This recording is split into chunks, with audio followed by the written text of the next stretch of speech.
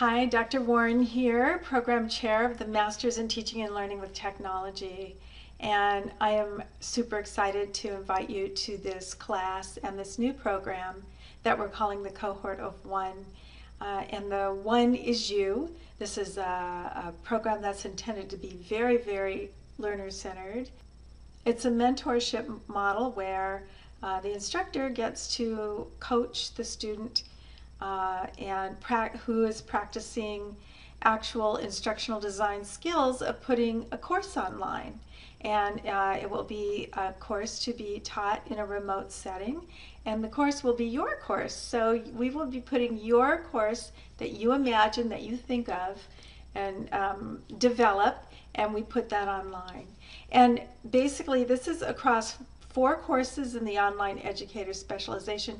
I will be working with you in all 4 courses, and across all 4 courses we'll be putting your course online, and we'll be incorporating theory and principle and best practices, and we'll be putting all that into your course. So you'll be learning about all these things about the online educator world and what professionals do in that world as far as putting courses online, teaching courses, evaluating courses, delivering courses.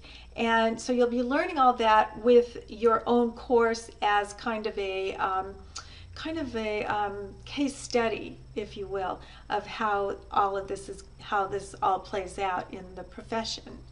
So that said, we begin with EDU600. It's an introduction to online learning, and in the class you will have activities that you conduct week by week. Now, first of all, although it looks very different from what you're used to in the Ashford classroom, it's not more work. There's a little bit of a different format, but it's not more work. So hold tight and don't panic just yet, okay? Let's take a look at the classroom. I'm going to take us to week 1, okay? And notice in week 1 and in all the weeks that there is a main assignment, a lead assignment. These main assignments in each week are about you building your online class and bringing in those principles and strategies into your course creation.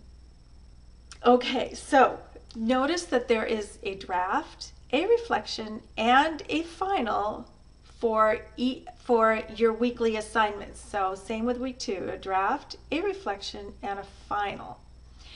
Now, it's 3 parts to the same assignment. And in the first 2 parts, basically what we're trying to do is get you to kind of just brainstorm ideas around whatever that week's assignment is. So I will be giving you a few questions to use as you brainstorm, and you kind of develop out that material that's guided by those questions that I give you.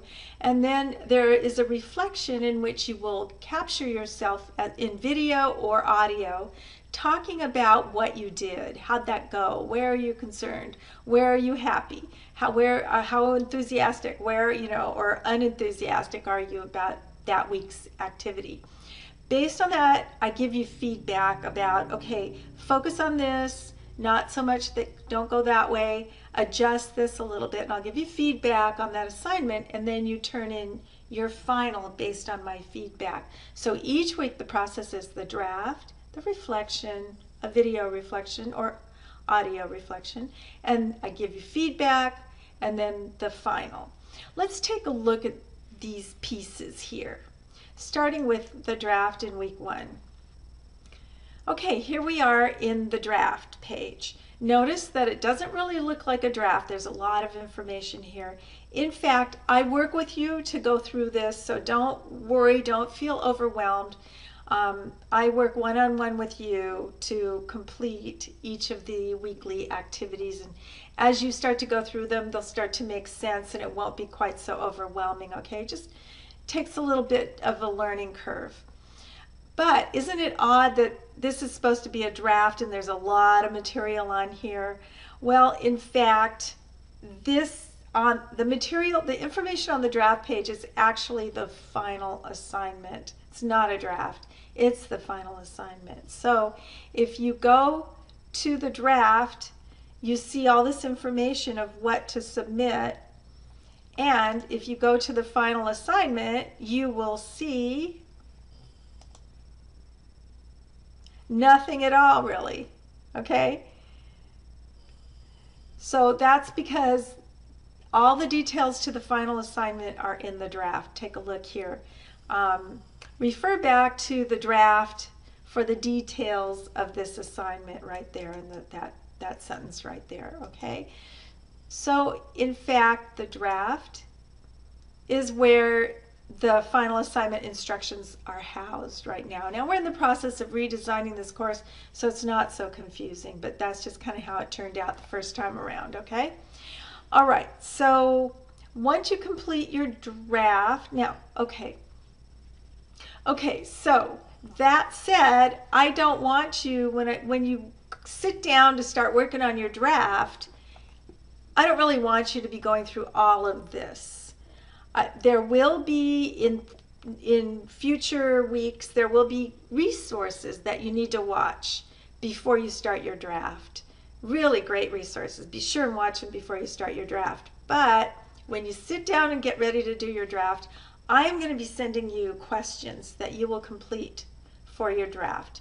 So three, maybe 4 questions that will get you started brainstorming and get those creative juices flowing. And you're going to just spend 20 minutes brainstorming, 20 to 30 minutes maximum brainstorming. And then you will submit that. Now, when is it due? It's due early enough that I can give you feedback so that then you can use that feedback to finish up your assignment, okay? So you decide when you want to get that to me, really. I don't care if it's Wednesday, Thursday.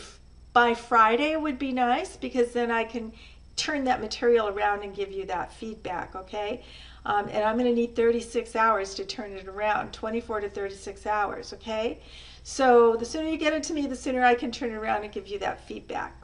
Now, once you're done with just your brainstorming, then you will, you will submit that and then go next to the next page.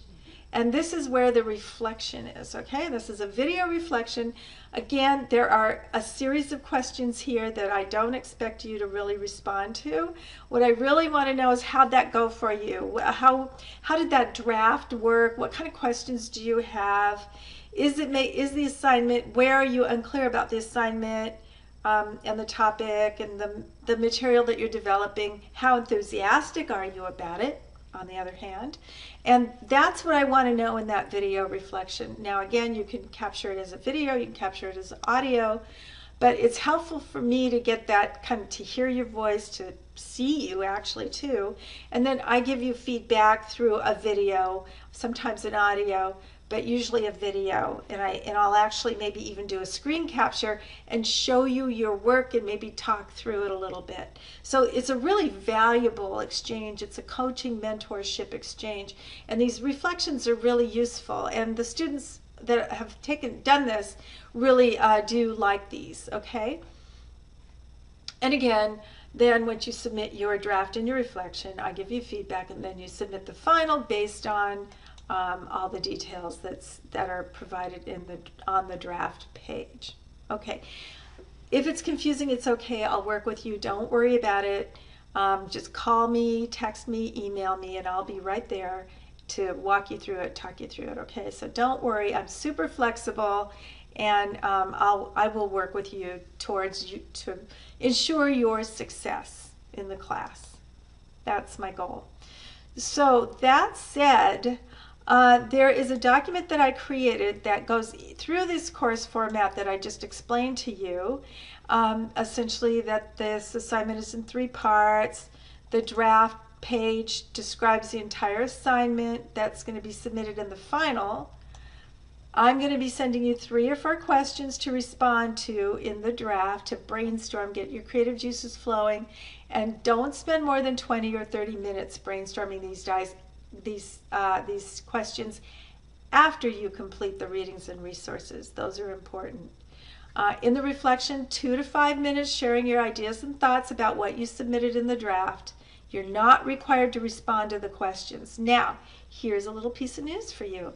I am only asking you to complete reflections for weeks the even weeks, weeks 2, 4, and 6, okay? You do not need to complete reflections for the odd weeks, 1, 3, and 5, unless you want to. If you like that feedback from me, then do submit a reflection if you like, but be sure and let me know, because I'm not going to be going in there and checking for your reflections in weeks 1, 3, and 5. Email me and let me know, hey, I submitted a reflection in week 3 and I really want your feedback on it. Let me know and I'll be happy to do that, okay? But for now, the only requirements are weeks 2, 4, and 6. I give you feedback. That feedback goes into your final submission, and submit the assignment on the final page, in the final waypoint. The description is on the draft page. I know, very confusing, I agree. Sorry about that. Okay, I have one more little tidbit for you. The Fair Use and Academic Integrity assignment, I'm going to ask you to push that to week 2 or week 3. It's not due until week 3. That's because there's too much going on in week 1. There's already a lot going on. Just move that one to week 2 and 3. It's a fun assignment. It's an infographic, super fun. You will enjoy it if you like doing infographics and you like getting creative with design, visual design, and so forth. There is a blog. And regarding the blog, click on that. There are, if you already have a blog, you don't use that one, please. We want you to create a new blog. And there are some tools. Here's examples of these tools: Blogger examples, EduBlogs, Weebly, Wix, WordPress. Create a new blog. This is going to be your professional online educator blog, and you are going to be making a splash in the world of online education around your area of expertise. I happen to have one student who is designing a course, online course, in being a wedding stylist, so helping the brides choose their dresses, their gowns, and the bridesmaids' gowns, and so forth. So she's putting that online. She is a fashion designer, and so her spin in her blog is around fashion and also about being an online educator. So that's what we're looking for, is for you to develop your blog around your area of expertise and spinning in the world of education, online education. Every blog doesn't have to be about online education. It might be just around your field of interest. But hopefully some of that will get spun in around you being a professional educator. Now, that said, you are not required to post your blogs in your blog. There's no points assigned for posting your blogs, only for writing them. So if you think of your blogs as a paper, just like you do in your other classes, you will submit it in a Microsoft Word document, and I will grade it as a Microsoft Word document. And then after I give you feedback, you're welcome to post it in your blog if you want to, or not. It's up to you. It may not be something that you want in your professional blog, or you may want to tweak it a little bit and put it in your professional blog. It's up to you. I will need the link to your blog in this assignment, and it tells you that I need that link. Okay, so be sure and get me that link. Okay, one last thing. In the bio, think of your bio for this week as your professional bio. This is the bio or profile that you'll be putting into your blog. Okay, so this is a public-facing blog. You probably don't want to get the names of your children in there and what school they go to. This is more about you as a professional educator, and kind of you establishing yourself as an expert. Okay, so keep it professional. It's nice to bring in hobbies, things you like and enjoy, and that you have a family, sure. But I wouldn't go into too much detail on your personal life, because this really is a professional blog. Okay, so that's my last tip. Looking at the rest of the weeks 2 and 3 slow down, and then things pick up a little bit more toward the end. But this class is not more work than any other class you've had at Ashford. I will be working with you. Get in there on that welcome video. I sent you a link to the scheduler.